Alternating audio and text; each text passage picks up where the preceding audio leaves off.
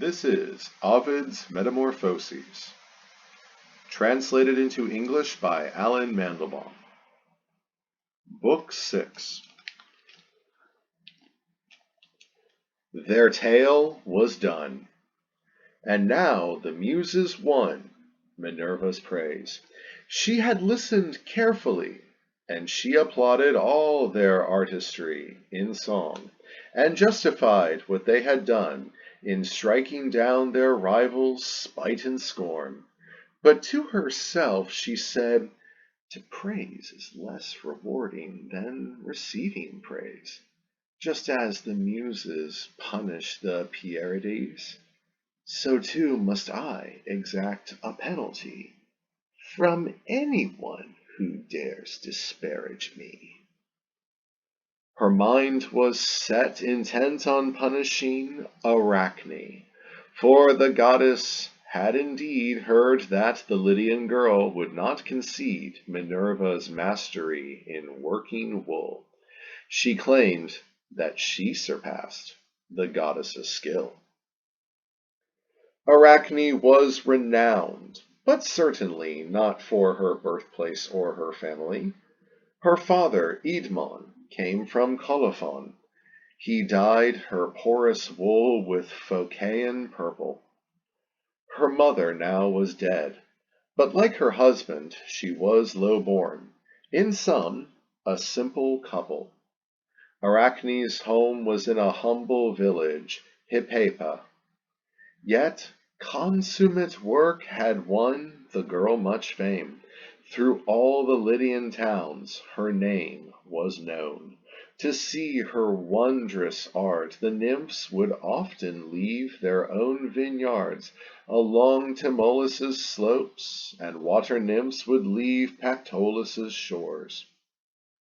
One could delight not only in her finished work, but find enchantment as her art unfolded. Whether she gathered the rough wool in a new ball, or worked it with her fingers, reaching back, with gesture long and apt, to the distaff, for more wool she could draw out, thread by thread, wool that was like a fleecy cloud, or twisted her agile thumb around the graceful spindle, and then embroidered with a slender needle. One knew that she was surely Pallas's pupil. And yet the girl denied this, and instead of taking pride in following so fine a mentor, she'd reply, as if offended, "Let her contend with me, and if I lose, whatever she demands of me, I'll do." To warn the girl against such insolence, Minerva took the form of an old woman. The goddess put false gray hair on her temples.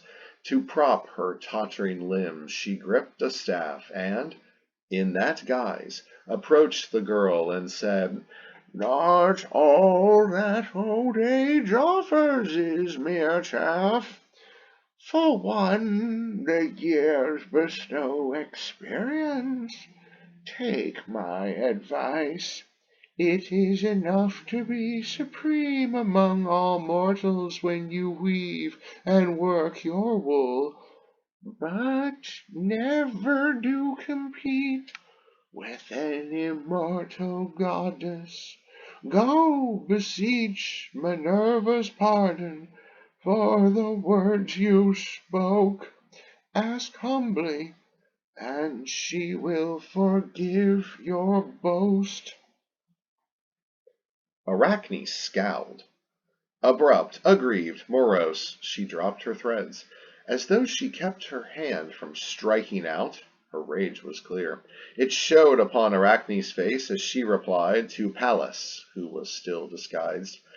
"Old age has addled you. Your wits are gone. Too long a life has left you anile, stale, undone. Your drivel might appeal to your dear daughter-in-law, if you have one, or else your daughter, if you have one. As for advice, I can advise myself, unless you think your warning changed anything. Then be sure of this, I am still sure of what I said before. Your goddess, why doesn't she come here? Why not accept my challenge?" Pallas answered, "She has come," and she cast aside the disguise, showed her true form. The nymphs bowed down before the deity, as did the Lydian women. Only she, Arachne, showed no fear. She stood unawed. And yet, despite herself, her cheeks were flushed with sudden red, which faded soon enough, as when the sky grows crimson with first light, but pales again beneath the bright sunrise. Arachne still insists upon the contest. Her senseless lust for glory paves her path to ruin. For the goddess does not ask for a delay, or warn her any more. Now each is quick to take her separate place, and on her loom to stretch her warp's fine threads. On high, onto a beam, each ties her web. The comb-like reed keeps every thread distinct.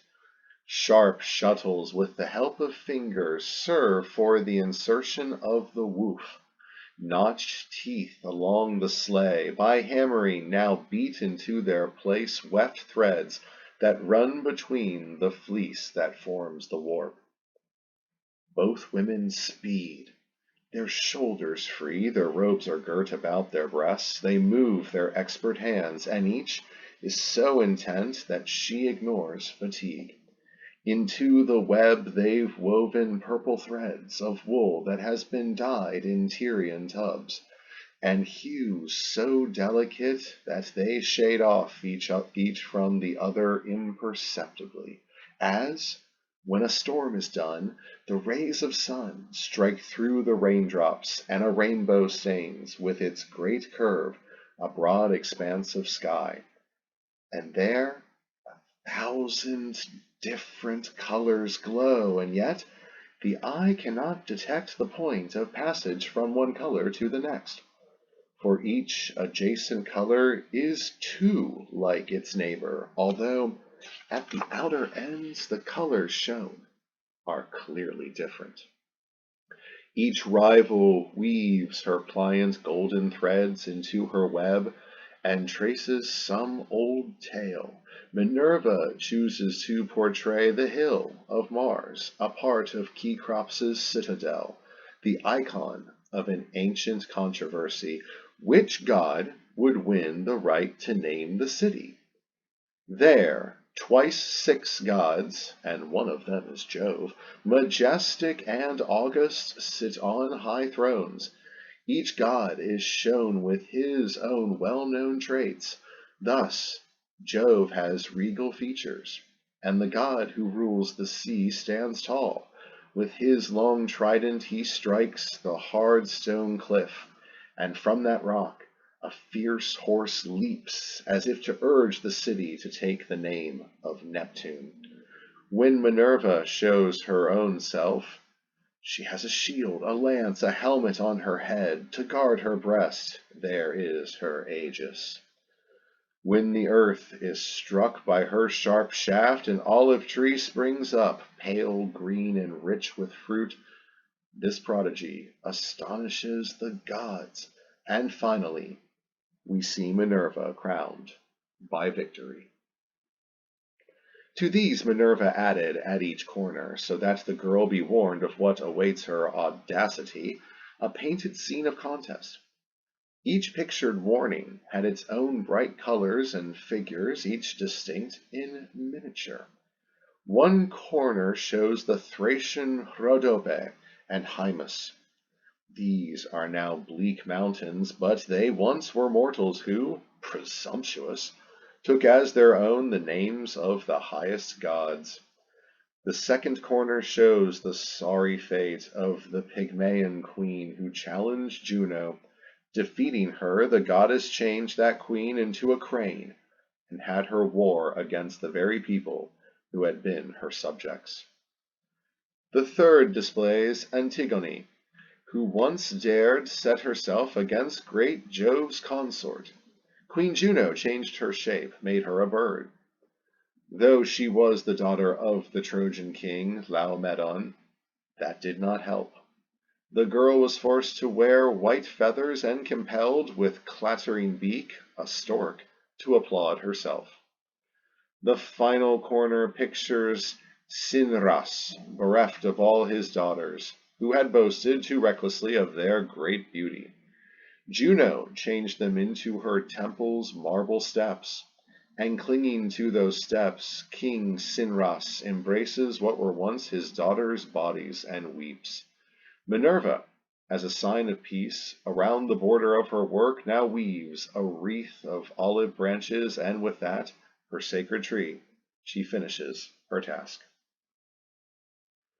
Arachne's scenes displayed Europa fooled by the feigned image of a bull, and you would think that both the bull and waves were true. The girl is shown as she looks back to land and calls on her companions, even as, in fear of spray, she timidly draws back her feet.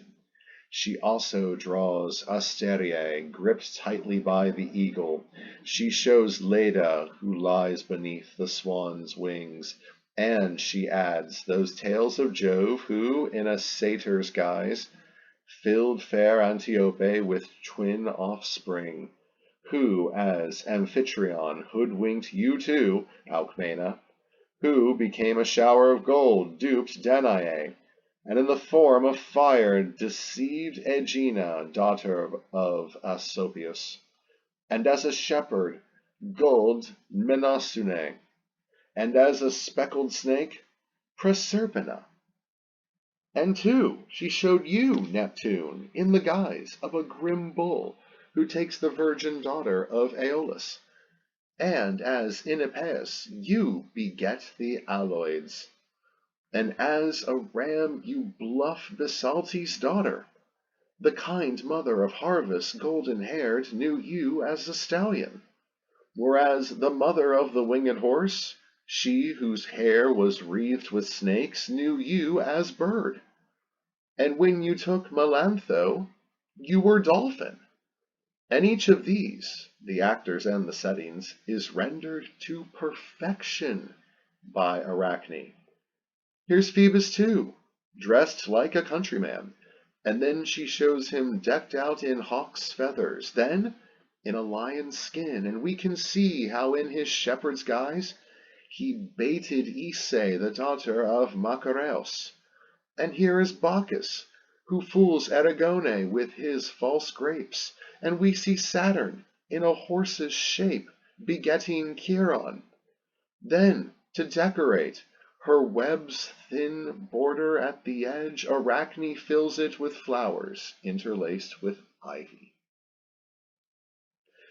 Not even Pallas, even jealousy, could find a flaw in that girl's artistry. But her success incensed the warrior goddess. Minerva tore to pieces that bright cloth, whose colors showed the crimes the gods had wrought. A boxwood shuttle lay at hand. With that, 3 and 4 times she struck Arachne's forehead. That was too much. The poor girl took a noose and rushed, still bold, to tie it round her neck. But when she saw Arachne hanging there, Minerva, taking pity, propped her up and said, "Live then, but for your perfidy still hang, and let this punishment pursue all who descend from you. Thus you must fear the future, down to far posterity." That said, before she left, the goddess sprinkled the juices of the herbs of Hecate over Arachne. At that venom's touch, her hair, and then her eyes and ears fell off, and all her body sank, and at her sides her slender fingers clung to her as legs. The rest is belly. But from this Arachne spins out a thread. Again she practices her weaver's art, as once she fashioned webs. All Lydia is stirred by this. The news runs through the Phrygian cities. All around, this is the sole event that men recount. Now Niobe, before she wed, had lived close to Mount Sipylus. She had known Arachne. They were both Maeonians. Yet Niobe refused to learn just what her countrywoman's fate might well have taught. Do not compete with gods and do not boast. Yes, there was much that could incite her pride, her husband's art, the noble lineage that both could boast, their regal wealth and might. All these pleased Niobe, but her delight and pride in her own children fueled far more overweening arrogance in her. One could have said that she was the most blessed of mothers, had she not said so herself. Now Manto, daughter of Tereus, went through the streets of Thebes. The prophetess was driven by divine impulse. She said, "Women of Thebes, come all and offer incense and pious prayers before Latona's shrine. To honor her and her 2 children, wreathe your hair with laurels. So Latona speaks through me." And they obey. In all of Thebes the women wreathe their brows with laurel leaves, and they burn incense in the sanctuary, reciting prayers. But Niobe comes forward, together with a crowd of followers. Her Phrygian robes are sewn with threads of gold. She is as lovely as her wrath allows. And as she moves her shapely head, her hair in waves down to her shoulders undulates.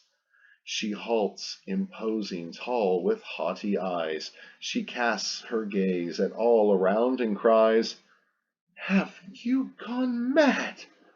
Would you, at the expense of deities you've seen, now reverence those gods whom you have only heard about? Why is Latona worshipped at this shrine, while you, to my divinity, have yet to offer incense? I have Tantalus's father, and he was the only mortal the gods invited to their banquet table. I have as one grandfather mighty Atlas, he who sustains the heavens on his shoulders. And Jove himself not only is my other grandfather, but the father of my husband. The Phrygian tribes all stand in awe of me. I am the queen of what was Cadmus's country.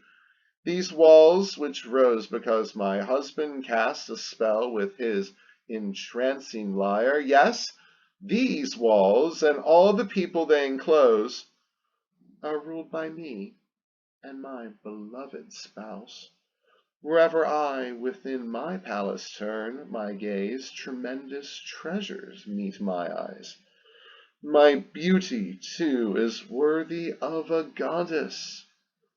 Then add to this my children, 7 sons and just as many daughters, and quite soon I shall have sons and daughters-in-law. Now, do say if I have reason to be proud. Do dare prefer a Titaness to me, that daughter of Coeus, whoever he may be. Remember this, Latona is the one to whom the earth, bound as it is, refused the least of places where she could give birth. Not welcome in the sky, on earth, on sea, your goddess was exiled from all the world, until the Isle of Delos pitied her and said, "On land you are a wanderer, and I shift places on the sea." With that, he gave Latona as a resting place his own unstable isle, and there she became the mother of 2 children, just 1/7 of mine. Oh, I'm happy. That can't be denied, and I'll stay happy. None can doubt that, too. By now I have so many and so much that fortune can't do harm. I am secure. There's nothing I need fear. Even suppose that some part of my brood, or better still my tribe, of children should be lost to me. not even then. Would I be left to live with just 2 children? That's all Latona has. Yes, she is near indeed to childlessness. Go now. You've done enough for your Latona, and take those laurel wreaths out of your hair. And they obey. Their rights are cut in half. Now all that they can do is venerate Latona with words murmured inwardly. Latona is indignant. On the peak of Cynthus, this is how the goddess speaks to her Apollo and Diana. I, your mother, proud that I gave birth to you, I, who, except for Juno, am supreme among the goddesses, must now bear this, one who would question my divinity. If you, dear children, do not help me, I, through all the centuries, will be denied the honors of the altar. This is not the only hurt that I resent. Insult was added unto sacrilege. She dared to say, comparing you to her own brood, that you were their inferiors. She said, and this is something she will yet repent, that I was childless in effect.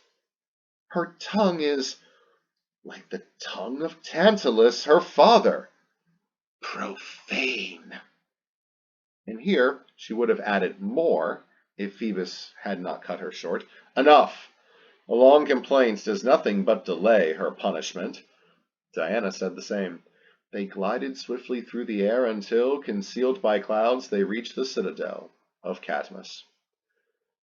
And below the walls nearby, there stretched a plain, a broad and level field that, passing and repassing, hard horse hooves and pounding wheels had softened, evened out. All of Amphion's 7 sons are there. Some leap on their tough horses, their knees press against the flanks adorned with purple cloth. They ply their bridles bossed with golden studs. The firstborn son, Ismenus, rides his horse with bit and bridle round a circling course. His bit is tugging at the foaming mouth when he cries out, "Ah me!" Apollo's shaft has just struck at the middle of his chest. He lets the reins fall from his dying hands and slides down slowly over the right flank. Beside him, Sipylus, his brother, hears the quiver rattle through the empty air, and he begins to give full rein to dash just as a captain, sighting dark cloud banks, foreseeing storms, spreads all his sails to catch even the wind's least breath. He gives full rein, he gallops, but the shaft none can outrace has caught him. Quivering, it strikes his nape, and piercing through his throat, nude iron showed.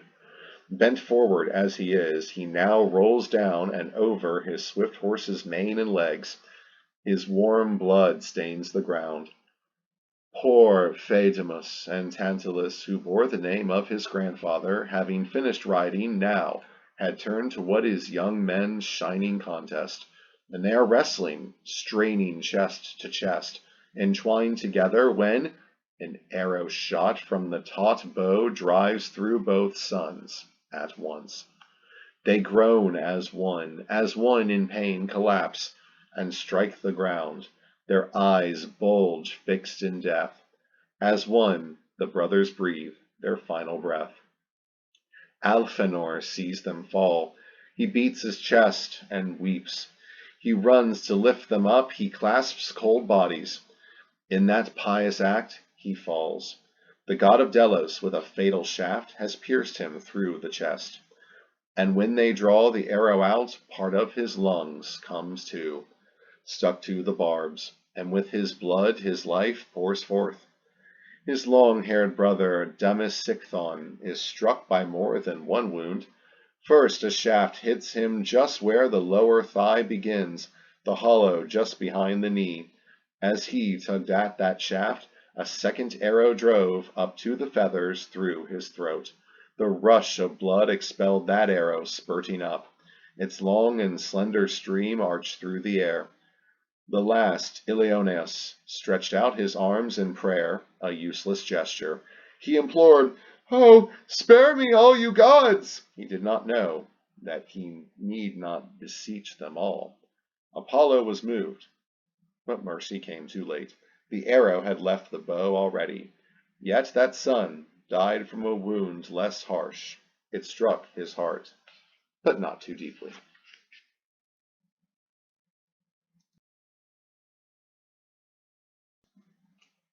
Niobe learned quickly of this calamity.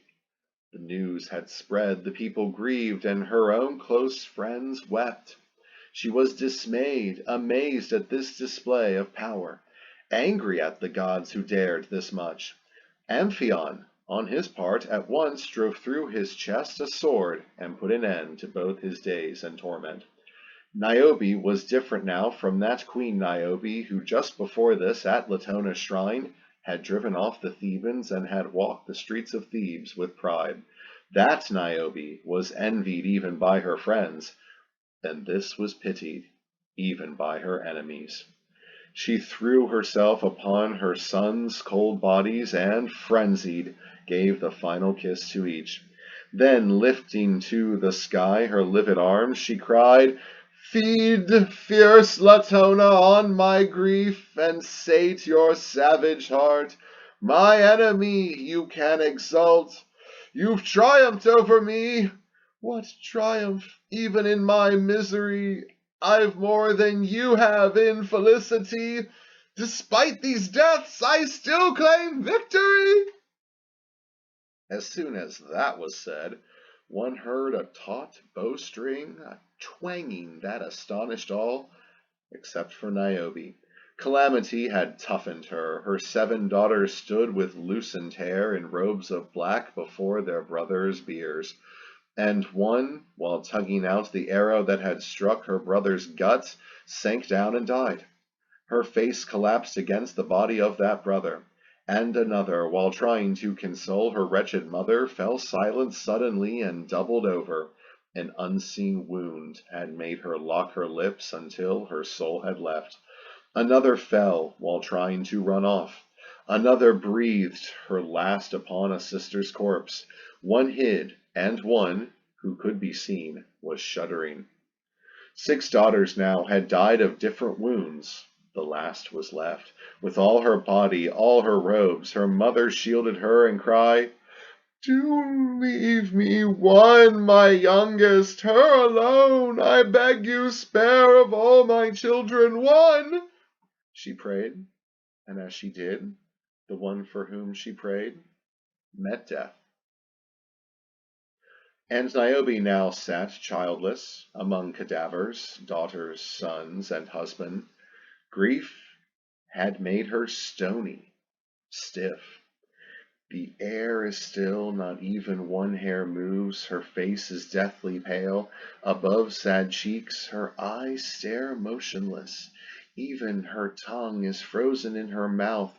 Her palate now is hard. Her veins can pulse no more. Her neck can't bend. Her arms can't move. Her feet can't walk.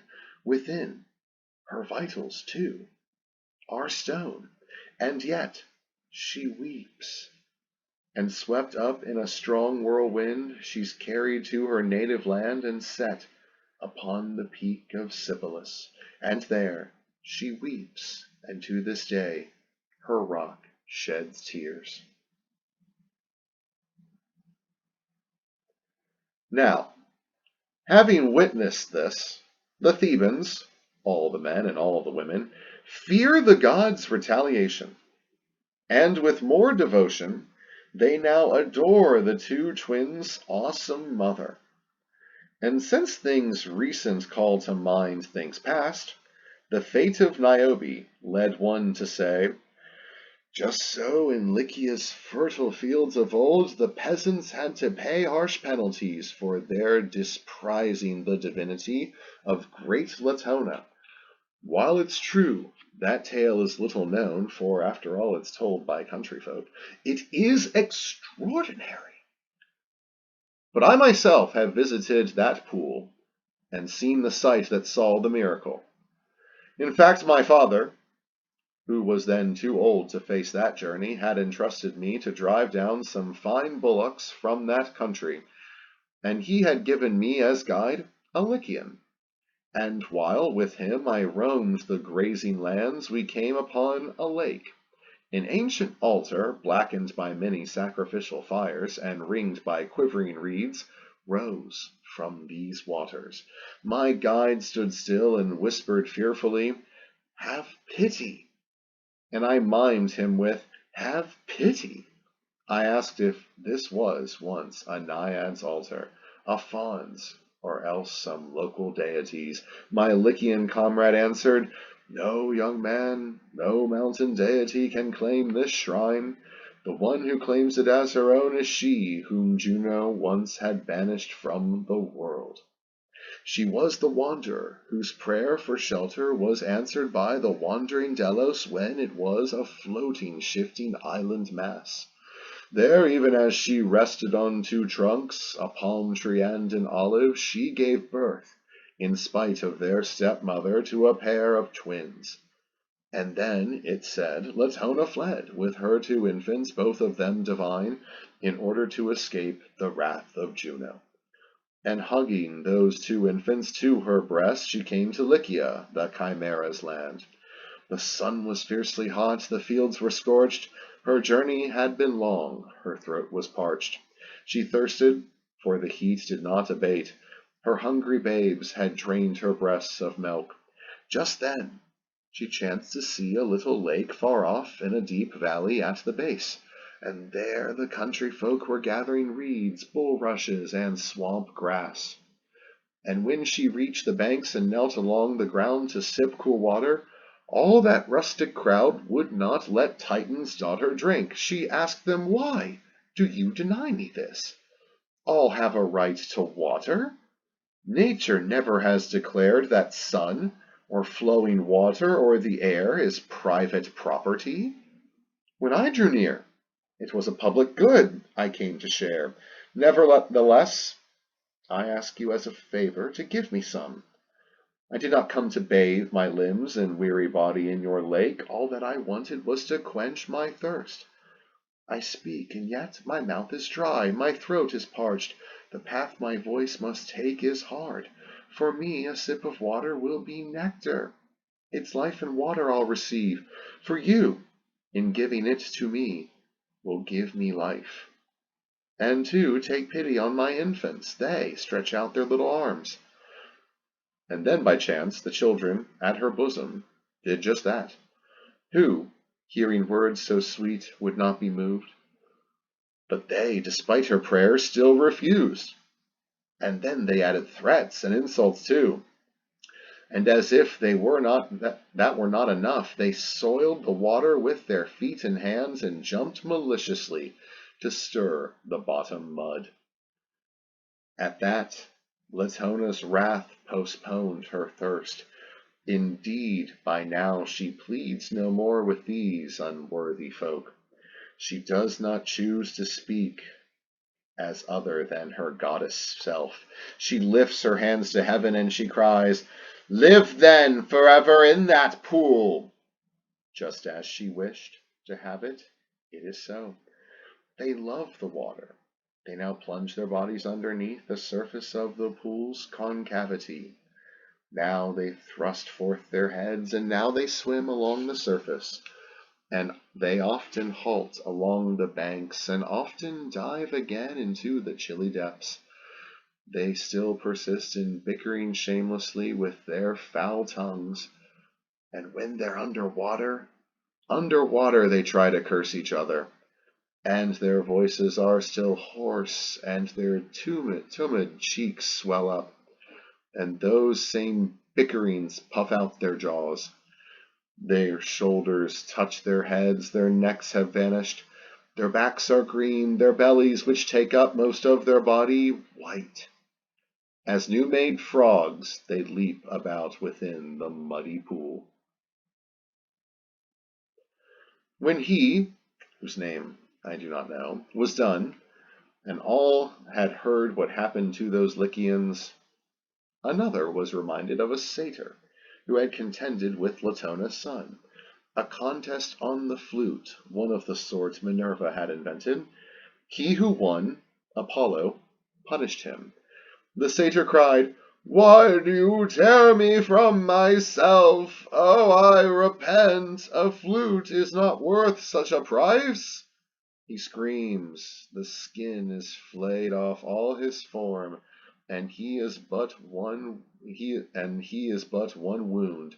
Upon all sides his blood pours down, his sinews can be seen, his pulsing veins glow with no veil of skin.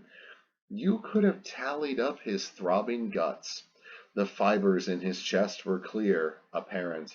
The country fauns, the woodland deities, his brother satyrs, and Olympus, he whom Marsyas, even in his death throes, loved, mourned him, as did all those who, on those slopes, had shepherded their woolly flocks and herded horned cattle.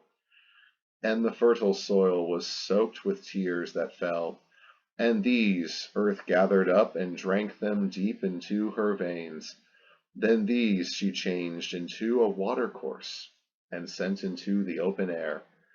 From there the river within its sloping banks ran down to sea. It is called Marsyas, Phrygia's clearest stream. But having heard these tales, the Thebans turned back to the present. Once again they mourn Amphion and his children. They all blame the mother. But one man, her brother Pelops, so it is said, wept too for Niobe. He drew aside his robe. He bared his chest and showed his ivory shoulder on the left. At Pelops's birth this shoulder was of flesh and bone and had the color of the right. But then, it said, his father cut up Pelops, and when the gods had finished gathering the pieces and poor Pelops was complete once more, one part was missing still, the piece between his throat and where the arm begins. This they filled in with ivory, and so he was again made whole. The regions close to Thebes now sent their chieftains. Many kings were urged to visit stricken Thebes to bring their words of solace, words of sympathy for its calamity. And all these cities brought comfort. Argos, Sparta, Mycenae from the Peloponnese, and Calydon, Diana's wrath, had not yet struck it down, and Corinth, famed for bronze, Orchomenos, the fertile land, and Patre, proud Messene, and flat Cleone, Pylos, Neleus' city, and Troedston, which was not yet ruled by Pythias, and all those other towns that are enclosed inside the isthmus bathed by the two seas, as well as those south of its outer coast. And Athens, only you, who would believe that you would not pay homage unto Thebes, did not appear. You were beset by war, barbarians attacking from the sea, were threatening your walls. But you were saved by Tereus, who had brought his troops from Thrace, defeated the invaders, and won great fame. His wealth was great, his fighting men were many. He had much power, he traced his line to Mars. And so Pandion, Athens' king, allied himself to Tereus, giving him as bride Pandion's daughter Procne. But the patron of weddings, Juno, was not present, nor did Hymen or the Graces bless the pair. The Furies were the ones who bore the torches that they had stolen from a funeral. It was the Furies who prepared the bed. A sacrilegious screech owl built its nest and brooded on the rooftop overhead. It was beneath such signs that they were wed, beneath such signs that they conceived a child. Of course, all Thracians shared their happiness, and they themselves were grateful to the gods. Indeed, the Thracians made the day that saw Pandion's daughter wed their mighty king a yearly festival, just as they made the day of Itys's birth a holiday. Ah, how we, in judging things, are led astray. 5 autumns had already gone, the sun had led the wheel of years through 5 full turns, when Procne spoke, endearingly, to Tereus. If you are somewhat fond of me, then either send me to see my sister, or have her come visit me in Thrace.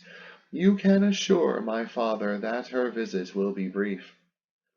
So Tereus had them launch his ship, with sails and oars. He reached Piraeus, Cecrops' port. Pandion's welcoming was warm, most cordial. They joined right hands and wished each other well. And Tereus had begun to tell just why he'd come and what his wife had wanted, and to promise that her sister, if she went to Thrace, would come home quickly, safe and sound, when Philomela entered. She was dressed magnificently, but her loveliness was still more splendid, like a naiad's or a dryad's when, so we are told, they roam the deep woods. If they could be garbed as well, as tastefully, as richly as this girl, that sight was quite enough. The flame of love had taken Tereus, as if one had set afire ripe grain, dry leaves, or a haystack. It's true, she's fair, but he is also spurred by venery, an inborn tribal urge.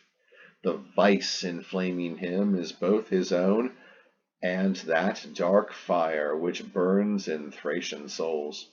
His impulse was to buy his way to her, to bribe her closest friends or faithful nurse, and then, when he'd corrupted them, to tempt the girl himself, though that might cost his kingdom, or else to ravish her and then defend his rape by waging unrelenting war. There's nothing he'd not dare to do. His love cannot be checked, his heart cannot contain the flames within. And now the least delay weighs heavily. His avid tongue again repeats what Procne urged, but with those words it is his secret need of which he speaks. Love makes him eloquent, and when his plea might seem excessive, he is quick indeed to say he's just relaying Procne's wish. He even garnishes his plea with tears, as if his wife had asked this too of him. Oh gods, how dark the night that rules men's minds! Precisely when he weaves his plot, he seems a man most dutiful. He wins much praise for what is wickedness. Does Philomela not urge the visit even as he does? She winds her arms around her father's neck, entreating him to let her make the trip. She says that it will do her good, but it will just do the opposite, to go and visit her sister. Tereus watches her, and as he looks, he feels delight that will be his. Those kisses and embraces that he sees are food and fuel that goad his lechery. She hugs her father. Tereus wishes he were in Pandion's place. Indeed, if he were Philomela's father, he'd not be less sacrilegious than he is. Pandion gives way. He grants just what his daughters want. And Philomela thanks him. Poor thing, she is glad, and what she thinks is victory for both her sister and herself will be a sad defeat. By now the sun is left with little more to do. His horses pace along Olympus' slopes, their downward path. A royal feast is ready. Golden cups now brim with Bacchus's gift. Then, as is just, their bodies yield to peaceful sleep. But Tereus, though Philomela has retired, lusts. He can recall her face, recall her hands, her gestures, and at will imagines what he's not yet seen. And in himself he feeds the flames, his torment, that will not let him sleep. Day breaks, and as his son-in-law prepares to sail away, Pandion clasps his hand and tearfully confides his daughter to him, and says, "Dear son-in-law, compelled by fond and tender pleas, as both my daughters want, and you too, Tereus, wish, I now entrust to you my Philomela. But I call upon your loyalty, our binding ties, and on the gods as I enjoin you. Guard her lovingly, as would a father. Send my daughter back as quickly as you can. For me, the least delay will seem so long. In my old age she is my consolation. And, Philomela, I do urge you too, if you indeed love me, return as soon as possible. I miss your sister so, I need no greater load." And as he spoke these final words between his last requests, he kissed his Philomela, and he shed soft tears. And then he asked them both to pledge her quick return by offering their right hands. He joined their hands together, and he begged that they might bear his greetings to dear Procne and his grandchild, whom he remembers always, though they are distant. It is hard for him to say farewell. He struggles with his tears and sobs. A sad foreboding stirs his fears. Once Philomela is embarked upon the painted ship, as Tereus's oars advance across the sea, the land is left behind. "I've won. What I have dreamed on now is mine," cries Tereus. That barbarian exults. It's hard for him to hold off his delights. His eyes are set on her, they never swerve. He's not unlike the sacred bird of Jove, who in his nest on high sets down the hare he's caught with his hooked claws. The captor stares. His eyes are fixed upon his helpless prize. The voyage now is done, and all have left the weary ship and gone ashore. On land, King Tereus drags the daughter of Pandion into a hut that's hid in ancient woods, and there he locks her up. She shakes with fear, and pale in tears she asks to see her sister, and he confesses to her his foul passion and rapes her. She's a girl, and all alone. Again she calls upon her father, her sister, and above all, the great gods. She trembles like a lamb that's terrified, that, wounded, cast off from a grey wolf's jaw, cannot feel safe, or like a shuddering dove, whose feathers now are drenched in its own blood, that still recalls the avid clutching claws that caught it. With her senses back, she tugs at her disheveled hair.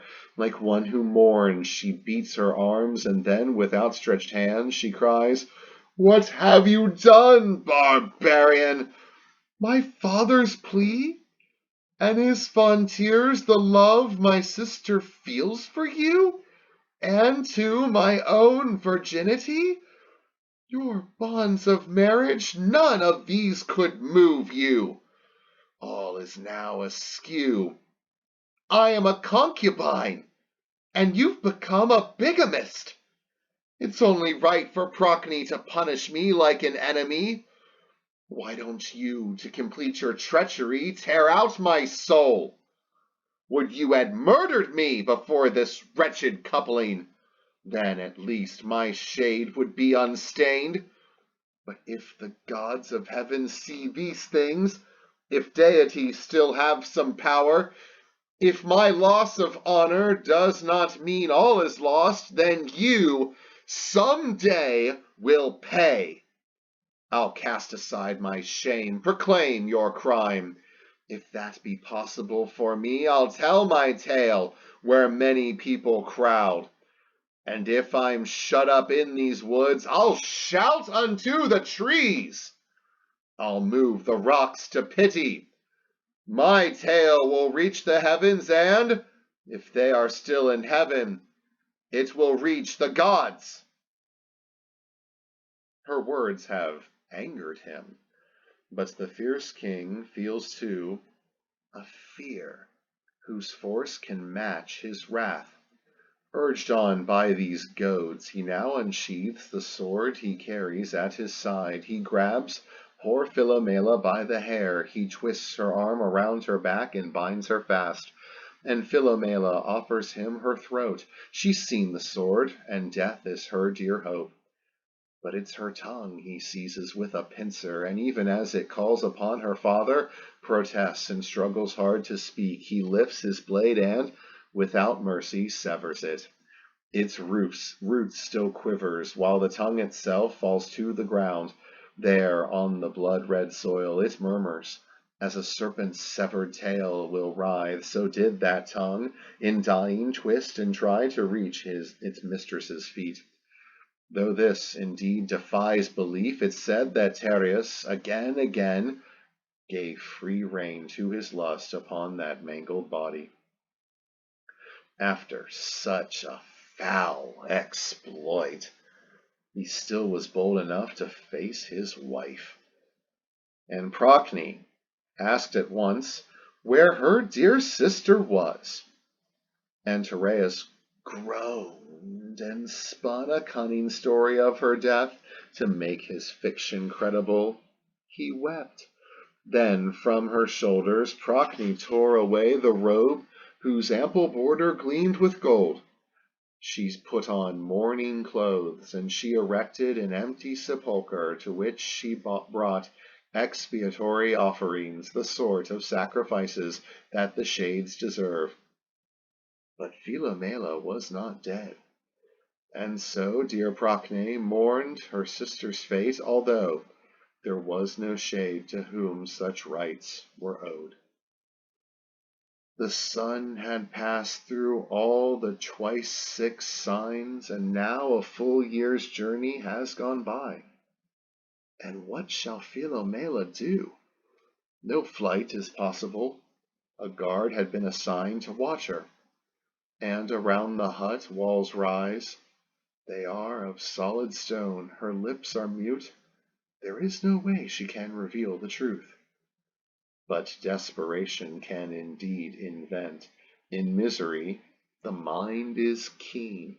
She hangs a web upon a crude, a Thracian loom, and on a white background weaves purple signs, the letters that denounce the savage crime.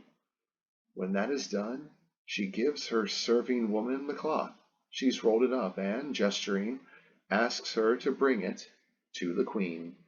As bid, but ignorant of what the message is, the serving woman takes the cloth to Procne.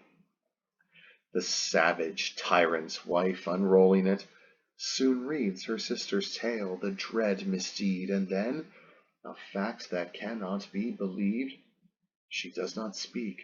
Her mouth is blocked by grief. Her tongue seeks words of scorn to match her wrath, but does not find them. Nor does Procne weep. She sinks into herself, imagining both licit and illicit penalties she could inflict. Revenge is what she needs. The time had come for the triennial feast of Bacchus, when the Thracian women meet by night to celebrate their secret rites. By night the slopes of Rhodope resound with clashing brazen cymbals, and by night the queen goes from her house. She is arrayed, just as the frenzied cult demands. Her head is wreathed with trailing vines, a deerskin hangs from her left side, upon her shoulder rests a light lance. As she strides the forest paths with crowds of followers behind her, Procne, stirred by her sorrow's fury, and her rage is awesome, feigns your frenzy, Bacchus. She comes to the solitary stall at last. She shrieks and howls, Yahweh! Breaking down the doors. She grasps her sister, dresses her in a bacchante's full array, and hides her face with ivy leaves. Then, at her side, her sister is amazed, hauls her away, off to the palace, where she can be safe. But when the wretched Philomela sees the dwelling of the man of infamy, she shudders, pale as death. But patient Procne, once she has found a proper place, removes the poor girl's Bacchic costume. She uncovers her shamefaced sister and embraces her. But Philomela will not lift her eyes. She sees herself as an adulteress, and staring at the ground, she tries to swear, to call upon the gods as witnesses, that she had been the prey of violence. But after all, she has no voice, just gestures. But Procne's rage can't be contained. She flames, she scolds her tearful sister. She exclaims, "No tears are needed here. It's time for steel. Or if you know of something harder still, then give me that. I'm ready now to kill in any way, however criminal. I'll fire this palace with a torch and fling into the flames that artifex of sins. Or I'll cut out his tongue, or else his eyes, and hack the limb that brought such shame to you. I'll drive his soul out through 1,000 wounds, however horrible. But I have yet, of all these deaths, to choose the end that's best." Her words were not yet done when her dear son, her Itys, entered. At the sight of him, a notion struck her, and with cruel eyes she stares at her own son as she outcries, "How closely you resemble him, your father." She says no more, and, as her anger boils within, begins to plan horrendous things. It's true that when her son comes up to her and greets her, as he throws his tiny arms around her neck and, in his boyish way, embraces her, she's moved. Her wrath is tamed. Her eyes grow damp with tears she can't restrain.